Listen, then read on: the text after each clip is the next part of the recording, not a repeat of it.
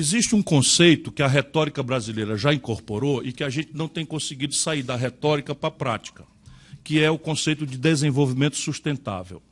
Então, a Alemanha é que acaba consolidando, pelo menos na literatura que eu conheço, esse regime.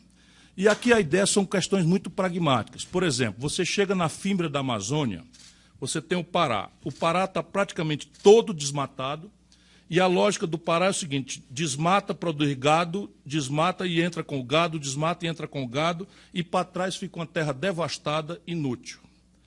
E você tem várias possibilidades econômicas para desestressar o movimento econômico em direção ao centro da Amazônia, puxando a atividade econômica para trás.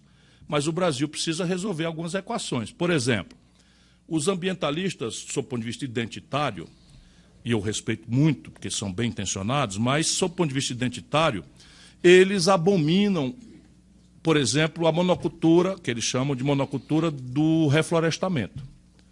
E aí o que acontece? A Finlândia, que é onde mora o Papai Noel, no Círculo Polar Ártico, tem 8% do mercado mundial de celulose. 8%. E esse país tropical, onde uma árvore demora 1/10 do tempo para ficar em ponto de corte, da Finlândia, tem 1. Por quê? Porque nós não temos tipo de crédito compatível com a atividade de reflorestamento, nós temos restrições ambientais pouco racionais, pouco razoáveis, porque hoje você tem sistemas de cortar a monocultura com tratos, enfim, alternativos, uma série de coisas, e você pode sair da armadilha da mega propriedade terceirizando para pequenos, o grande garantindo a tecnologia, as mudas, basicamente, e um contrato de pré-compra que dê a ele o canal de comercialização, especialmente em direção ao estrangeiro. Isso não vai acontecer sem mudar o desenho do financiamento.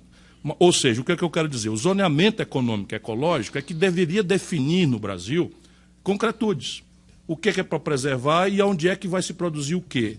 Se há um país do mundo que tem folga para isso, é o Brasil. Eu vou dar o exemplo do ano passado. Esse ano já restringe um pouco.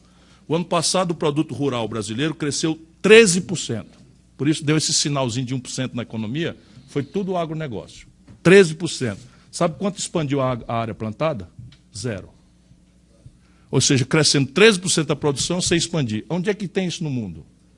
Só nós. Mas é preciso, né, agregar valor. Agora, por exemplo, se entra numa história de agrotóxico, a população inteira que vive nas cidades e é onde se decidem as coisas.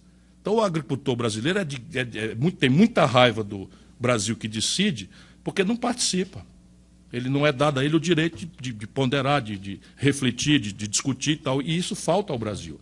Porque durante um certo governo, eles têm razão para fazer o que quiserem e bem entender. E o outro lado fica violentamente contra, como estamos hoje. Aí entra o outro governo, prestigia o MST, e para prestigiar o MST tem que falar mal do agronegócio. Ora, cadê a racionalidade? O agronegócio é que está carregando o Brasil nas costas nos últimos 20 anos. Porque tem um superávit de 100 bilhões de dólares. Dos 124 bilhões de déficit de manufaturado que nós tivemos a última vez que crescemos 2 pontos.